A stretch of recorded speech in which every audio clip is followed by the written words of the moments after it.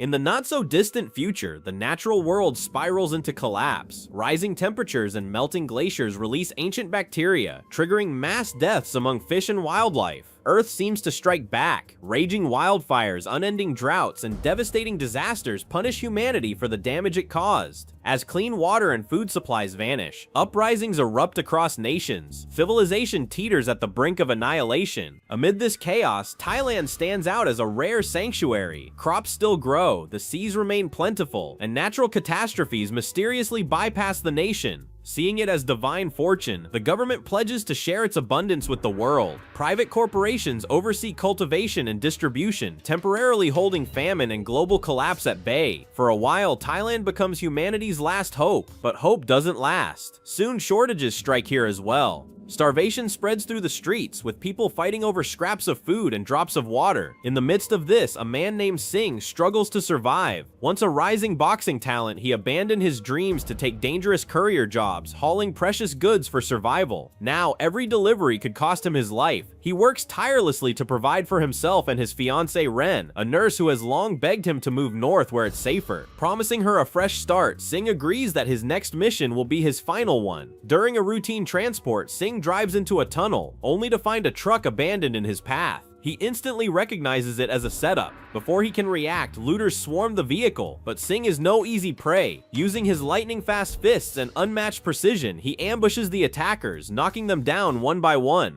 Even when the gang arms themselves with blades, broken bottles, and clubs, Singh's rage fuels him. Every strike is brutal, his reflexes razor sharp. His partner joins in, and together they crush the resistance. After the bloody skirmish, the cargo is delivered, but the clients refuse to pay in full. One crate was tampered with. Singh and his partner reluctantly accept partial payment, splitting the stolen fish between themselves. Before parting ways, his partner gifts Singh an old motorcycle. With that, Singh sets off back toward Bangkok, hoping this dangerous chapter of his life is finally over. Meanwhile, a powerful food corporation announces a revolutionary creation, a new type of genetically engineered fish capable of feeding entire populations. The company head Konwasu is absent. He spends every moment at the hospital, watching over his wife who has been in a coma for 5 years. His younger brother leads the presentation, but during the tasting session, disaster strikes. An assistant collapses, bleeding heavily before being rushed to a hospital. Singh finally returns home, but Ren greets him with frustration rather than joy. She's terrified his reckless work will eventually kill him. Despite her anger, she tends to his injuries before heading off to her night shift. She never hears his confession that he's finally quit. At the hospital, Ren joins her colleague Ming and his young son Buddy. She prepares for surgery when suddenly she's summoned to the 10th floor, where Kunwasu sits beside his unconscious wife. Ignoring medical advice, he feeds her the lab-grown fish, convinced it will awaken her. Ren and the hospital director plead with him to rely on real treatment, but Kunwasu, consumed by desperation, refuses. Elsewhere in the hospital, doctors fight to save the poisoned assistant. He dies on the operating table, only for his heart to suddenly restart. His eyes turn black, and he viciously attacks the nurse at his side. Soon chaos rips through the building as patients and staff are bitten, transforming into ravenous creatures. Outside, Singh hears over the radio that the hospital has been sealed under quarantine. Realizing Ren is trapped inside, he rushes there just as soldiers surround the building, executing anyone infected. But Singh is already inside. The situation unravels quickly. Zombies multiply by the dozens, then hundreds, tearing through survivors. Ren hides with the director, but when he too mutates, she barely escapes alive. She hears Singh calling her through the radio, but can't respond through the static. Singh, relying only on his fists, punches his way through wave after wave of undead, refusing to stop until he finds Ren. Every blow shatters bones, every strike clears his path. The former boxer turns the hospital into a battleground, determined to fight his way through the nightmare swarming around them. As Singh prepares to move upstairs, a child's frantic cries echo through the corridor. For a moment, he hesitates. Intervening could mean certain death. Meanwhile, young Buddy scrambles through the halls, narrowly avoiding the monsters, only to stumble into a cluster of even more vicious ones. Just as a snarling female zombie closes in on him, Singh charges in, knocking her down with brutal force. The sharp-eyed boy urges him to target the head where they're most vulnerable. Singh follows the advice, shattering skulls with crushing blows, and quickly learns the truth. Destroy the brain, and they stay down. Before they can catch their breath, another zombie lunges and sinks its teeth into Buddy's leg. Singh kills the creature instantly, but the damage seems done. Buddy, believing he's infected, tells Singh to abandon him. Then comes the twist. The zombie that bit him was an old man with dentures, incapable of passing on the virus. Relieved, the boy realizes he still has a chance to reunite with his mother while helping Sing search for Ren. At the same time, chaos unfolds outside. A terrified young girl tries to flee the hospital, screaming for her mother. Soldiers spotlight her, ordering her to stop, but she keeps running. A blood-soaked security guard emerges too, pleading for his life.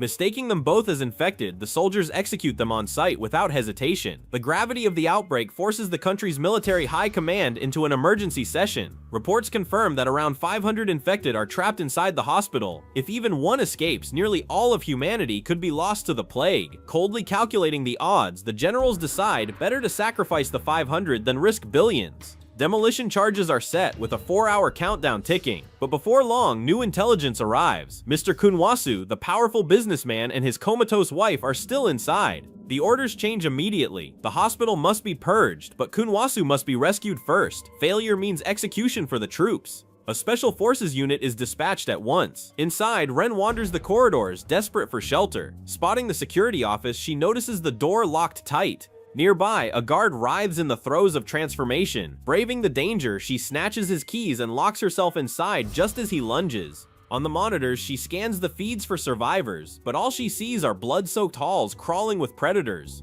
Meanwhile, Sing and Buddy reach the 3rd floor, but discover Ren had been redirected to the 5th. On their way, they encounter a zombie slumped in a wheelchair. Buddy mocks it, only for the creature to let out a piercing shriek, summoning a horde. The two sprint for cover, barricading themselves inside a room where they stumble upon a man caring for his bedridden father. Resigned to their fate, the man injects them both with lethal doses of medicine to avoid a horrific transformation. The grim scene shakes Buddy to his core, but there's no time to process the grief. Sing spots a metal structure outside the window, suggesting they climb. Buddy hesitates, and a zombie grabs him. Sing crushes its skull with a metal beam and pulls the boy to safety. Moments later, a grotesque zombie in a rabbit costume nearly drags Buddy down, but Sing saves him again. Reaching the pediatric ward, they finally find Ming. She reveals Ren was last seen on the 10th floor. But Ming carries a secret. She's already been bitten. With no future left, she entrusts her son to Sing, asking him to protect the boy. In front of Buddy's eyes, his mother succumbs, her transformation complete. The boy can barely comprehend it, but he has no choice except to keep moving forward. Elsewhere, Ren reaches Kunwasu's room. She pleads to be let in, proving she's uninfected. The businessman admits her, but his wife urgently needs a blood transfusion. Ren, being a doctor, cannot refuse. Kunwasu begs her to fetch fresh blood from the hospital bank. Meanwhile, Sing comforts Buddy, urging him to stay strong, reminding him that his mother would be proud of his courage. Together, they push onward toward the 10th floor, unaware the countdown to destruction is now under half an hour. On the rooftop, the Special Forces unit lands, carving a bloody path through zombies with ruthless precision. Without a doctor, Kunwasu's wife won't survive. Their new mission, find Ren. Sing spots Ren's necklace and realizes she's close. He fights toward her, clearing the way with his fists. Buddy slips ahead, bravely distracting a towering zombie with a fire extinguisher, giving Sing the opening to finish it off. Finally, Sing and Ren are reunited. For a fleeting moment, survival seems within reach. But danger lurks nearby. As they approach the soldiers, Sing steps forward first and is immediately shot. Wounded, he collapses as the unit prepares to execute him and Buddy, who aren't part of their orders. Before they can, the horde crashes in, tearing through soldiers. Bloodied but unbroken, Sing fights back, engaging the commander in brutal hand-to-hand combat. The officer exploits Sing's wound, but the boxer refuses to yield. Sing finally knocks him out, only for the commander to reawaken. Moments later, as one of the infected, Ren drags Sing to safety and tends his wound. Using her necklace as a ring, Sing slips it onto her finger, vowing to save them both. Buddy bursts in with grim news. The commander has turned into a monstrous zombie. Sing reacts fast, dousing him with alcohol and igniting him with a flare. The beast burns, but the sprinklers activate. The water unleashes a new nightmare. The infected mutate into fish-like abominations with needle-toothed jaws. Sing, Ren, and Buddy fight toward the evacuation point where they find Kunwasu. He's about to escape until he sees his wife stirring. Believing the fish cured her, he freezes in awe. But he's wrong, she wakes only to bite into his neck. Instead of resisting, Kunwasu embraces her, surrendering himself to the creatures. With no choice, Sing, Ren, and Buddy flee. They race to the parking deck, but the horde closes in. Sing stays behind, urging Ren and Buddy to reach the roof. At the landing zone, a soldier checks them for bites, then clears them to board. Ren pleads for more time, hoping Sing will make it. The pilot reluctantly agrees, though the hospital is wired to blow. Inside, Sing battles furiously, climbing into a wrecked car as zombies shatter the glass. Cornered, he shields himself with a metal plate and pulls a grenade's pin. The explosion devastates the Horde, convincing the roof team he's gone, but Singh isn't finished. Burned and battered, he bursts through the stairwell door, slamming it shut behind him. He and Ren share a final look, silent, heartbreaking. The helicopter lifts off. Moments later, the hospital erupts, collapsing with Singh still inside. Days later, the military declares the outbreak contained. The virus never spreads beyond the hospital. Humanity is safe for now. Keeping her promise, Ren heads north with Buddy, now her adopted son. Yet her eyes betray only grief, clinging to the hope Singh survived. And against all odds he did. Shielded inside a reinforced barrel, Singh escaped the blast. After killing the last infected, he begins the long journey north, back to Ren, back to Buddy, back to the family they were meant to be. When the world ends, what matters most? Survival at any cost, or holding on to the principles that make us human?